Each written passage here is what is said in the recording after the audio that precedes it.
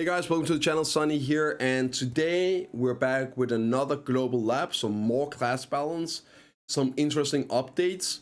Yeah, as always, this is Friday. We cover this live on stream, twitch.tv/bprimegaming, and this patch should be out on Thursday on next maintenance. So everything you see here, expect to see it live as is Thursday the 24th. Right, so there is some more class changes here, some nerfs, some buffs, and honestly, it's looking pretty solid. And finally, they got around to Striker, and boy oh boy, you won't believe what happened. So anyway, Awakening Musa is getting around a 10% PvE damage nerf. For anyone wondering, super justified in terms of the performance right now compared to other classes and other nerfs we've seen. It's still gonna be absolutely top tier with this. Probably won't affect too much, but bring it down just a little bit. There's a lot of changes for Ninja and Kuno though. We got some cooldown reductions on the angle cut here, which is a big buff, I would say, for Sock, right? 3 seconds cooldown reduction for one of the linkers. Kuno as well. So that's in, and then this here with this Vital Point stab once again increase. Now for main hand, right? For main hand, you got some linkage smoothing on Ninja. For the Rabams, they are changing the DP shred to 20, improved linkage smoothage. There's also some damage buffs down below for PvE. So maybe these are going to be worth using in PvE now. They are changing the attack speed buff from 17 to 15 on this Rabam. And the cooldown from 15 to 12. I've been told nobody uses this, so yeah, probably not a big deal, but maybe you'll start using it now and you'll see some more changes down below with attack speed. You have this one here, cooldown reduction from 10 to 7. The cooldown increase while we went through, and for Prime, like Moonlight, 2 seconds cooldown reduction, great ability, and here we get 5% attack speed increase. So Succession, and you'll see down below, Awakening as well is gonna have a stable 15% attack speed buff instead of the 10%. Plus then the Rabam, which you might want to use, at least for PvE, right?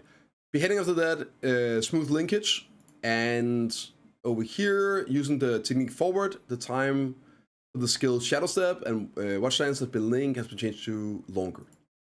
And over here, the Shadow Step skill has been improved to connect smoothly with additional hits.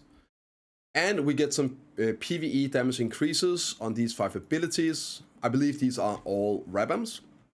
So pretty solid damage on them. Again, they might be worth using now in comboing.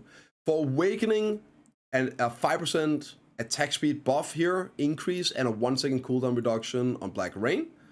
But that's it. I'm a bit surprised. I was under the impression that Awakening Ninja definitely need a bit more for PvE, but yeah, maybe there's next week, right? They don't always do all the classes, all the things in once, right? So I expect 1 more week of class balance. There's a tagging event ongoing right now for 2 weeks. So the patch we get next Friday, that is going to be live the day that the tagging event ends. So maybe we get 1 more week, or hopefully they continue a bit more. But I'm probably expecting max 1 more big class balance. But we'll see. Succession Kuno is getting a PvE damage buff here on the stat Vital Point, and then a PvE nerf of that's like 13%, I think, and it's probably like around 13%, 15% across the board. Well, on these 3 abilities. Yeah, interesting, I guess. It's not exactly one of the classes I was like viewing as one of the OP PvE classes, but it's a couple abilities, and you get the Rabam buff, so maybe it's not actually gonna be a noticeable nerf, if any. Now, here it is, boys. You know it, I know it, everybody knows it. It was just a matter of time before Awakening Striker, nothing for Sock, got some much deserved PvE buffs that somehow was also gonna be a PvP buff. And we got exactly that. So we got some folding animation, hide when using the skill, improved display. This one here was apparently completely useless ability. Attack range have been increased to wider area, and attack range have been moved slightly forward. For the hunting here, change the cooldown of the skill Skywalk. I'm not entirely sure what this is. For Awakening, whenever learning the throw gap skill, the effect of summoning a double soul in the armor has been removed. I've been told it's pretty much a nothing. But yeah. So now let's get into the fun part. Added the double soul clone effect when using the skill for Autumn Leaves Falling. And this right here, the effect of increasing damage by consuming a piece of fighting spirit has been transferred from the following skills. From these 3 skills to these. Chopping Cake and the Hungry Beast. I think it's called like Rampart, right? And these are 2 of the harder hitting abilities. Both PvE and PvP. So there are some huge PvP buffs here in damage. And the fun little tidbit is, it seems that these 3 abilities, they now have the base damage increase. So the damage they had with the shards now seems to be the new base damage. So they didn't get nerfed. They just moved the shards over to these, and then you buff the damage on those, right? On top of that, some massive PvE damage numbers here, all the way through. And there's even some PvP damage. So shout out to Devious, who pulled together some math here. And you can see the DPS, the damage increases on these abilities. Right, so Ultimate Cross, 17%, 17, 9%, 61% on Flow Crosswind. They updated and Rampage is not plus 22. Okay. Do you have the new link? I don't think this is gonna be the same, right? Yeah. I was wrong notes. Okay. I don't. Okay, so yeah, quick live update. Rampaging Predator is not a 22% buff done, so that's just like the same. Autumn Blaze 7.3 for PvE. So I guess like no actual PvP buffs here, other than the shots on Rampaging Predator and the kick. Yeah. So shot chains will increase the damage on those for PvP as well. And overall, huge PvE damage increases here. 61% on Crosswind, 46% on Battle Cry, 33% on Endless Explosion, 50% on Fallout, 54% on Summer Soul. So it does look like, yeah, Awakening Striker might actually be top tier PvE right now, and somehow it also got some PvP damage buffs snuck in there as well. And I'm not entirely sure there's something with resetting your dash with full shots, I guess. So I'm not sure how that works, but yeah. There you go. There you go. Finally playable class. Right, Awakening Mystic. Increased cooldown on Thunderbolts is one of the like more spammed abilities, up to 5 seconds. However, change the damage taken when using the skill during its cooldown period to be reduced. And when the skill hits, the amount of health restores goes up to 140, so it heals for more. The damage dealt reduced in PvP using the skill during its cooldown. So you, don't deal as much damage in cooldown for PvP. Proves that all defense reductions applied when all hits are successful. Thanks for posting, man. Duration of amount of defense reduction has been applied depending on levels of skill. Okay, so we get 1 second cooldown reduction on break, 1 second cooldown on weather, ability to smooth smooth the link after using the hot air. Again, some awkward movement has been fixed. And when this ability is locked, the Vortex technique has been proved to be used in the armor state. I think that is the Awakened state. And the damage have been adjusted here, so we got some super solid PvE damage buffs as well for Awakening. It was already doing well in PvE, but just like worse than suck from what I've heard. Yeah, so this here should definitely bring it up on par with the top. It was already in a decent spot for PvE. in a lot of places. So yeah, really, really good looking. We got some big numbers as well. I mean, this is like a 30% damage buff, right? We got some like 15% damage buffs as well. It's like, yeah, maybe 15-20% across the board. And yeah, Awakening Mego managed to be broken for 1 day. So they were actually really quick to nerfing this class in PvE, which is very deserved before anyone starts typing.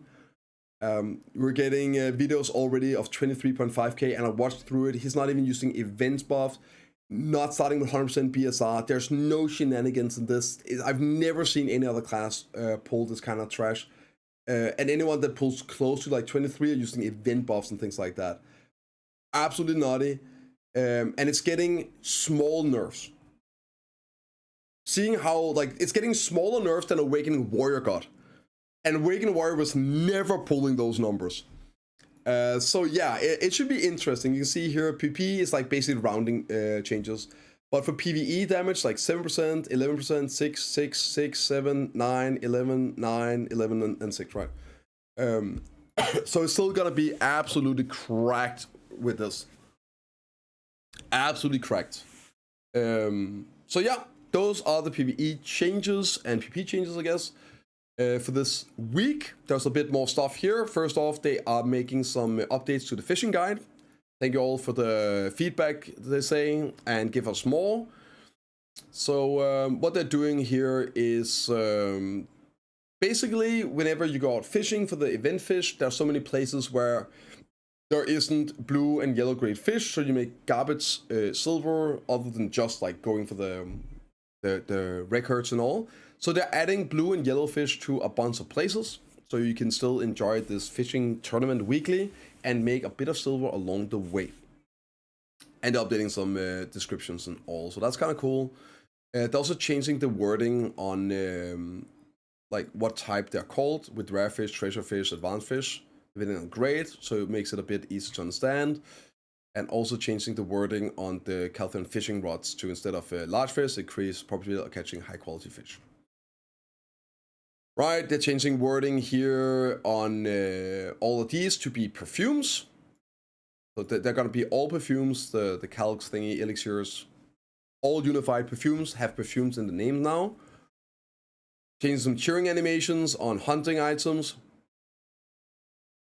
Some, yeah, summoning defeated, whatever, just animations on summoning.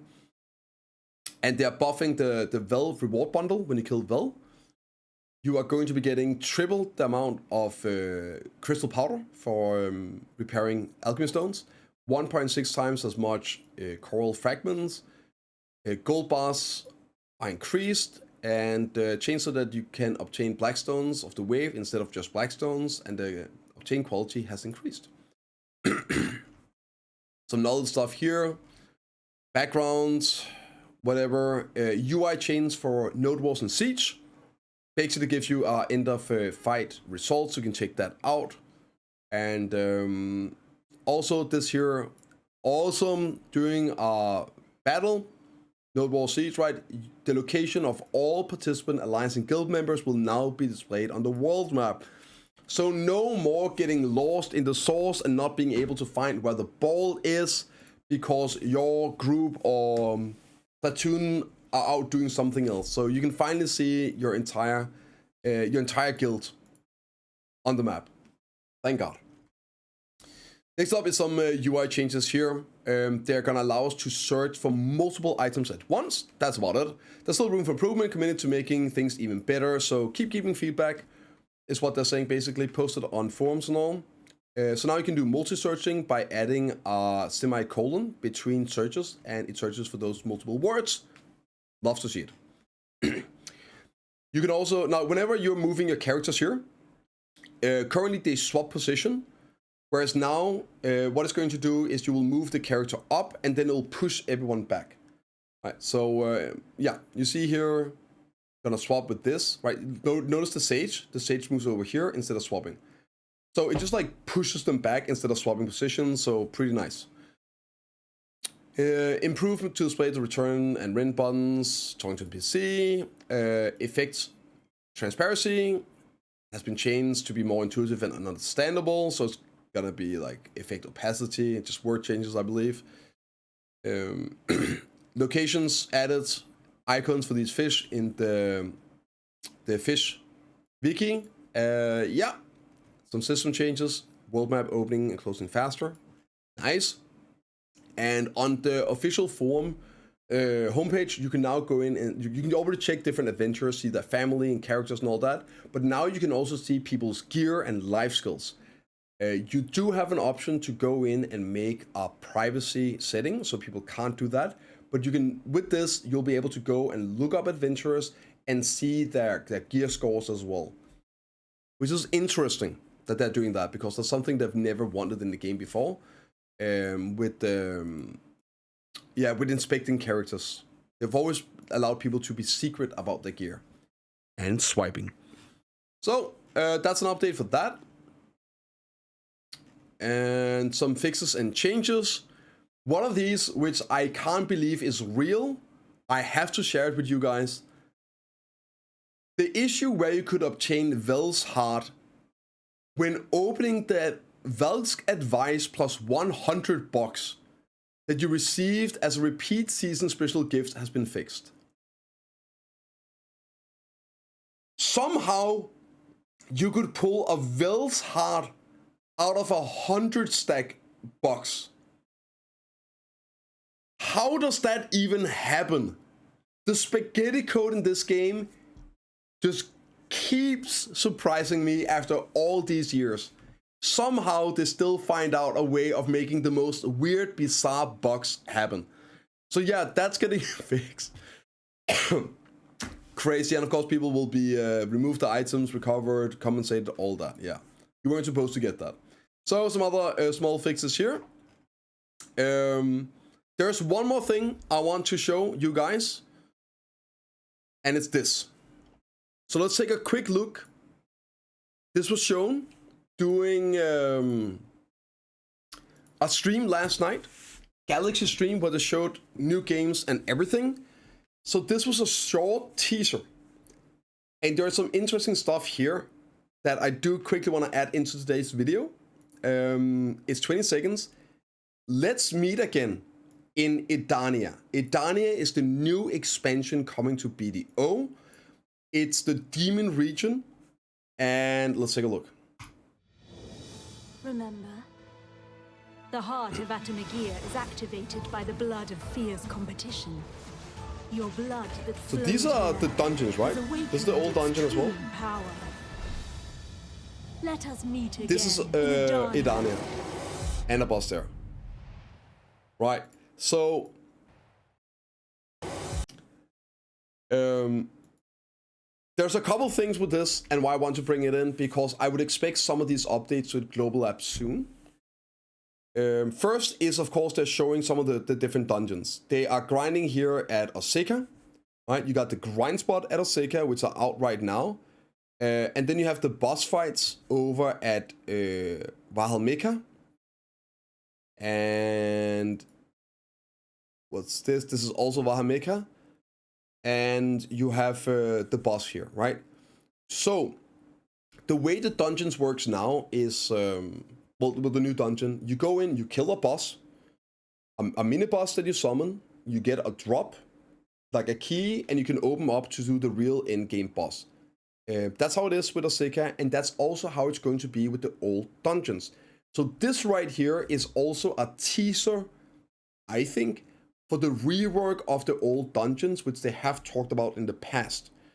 So my guess is we'll probably see Valhalmeka getting reworked into a grind spot with access to then doing the boss, just like the fourth dungeon Oseka is. So probably in the very near future, could be on next Friday, so make sure you tune in so you don't miss it. I would expect Valhalmeka getting that treatment. And of course, there's also then the big teaser of Let us meet again. This place here, which is Edania, the demon realm, and what obviously looks to be a boss, or demon boss, whatever, in the region, or just some mobs. If anything, my expectation is that Edania is going to get announced at Caltheon Ball, which should be, my prediction of this is going to be June 21st. It's always normally around the end of June. And we're getting the next gen update to console June 26th. So it makes sense that they're doing Heidelball. Did I say Heidelball at the end of June, right? The 21st on Saturday. But we'll see about that one. My prediction is they're gonna announce it then, and I'm thinking we're gonna get those rework dungeons very soon. Well, let me know what you guys think about today's patch. And am I right in my predictions, do you think? Let me hear in the comments all of that, and I'll see you all in the next one.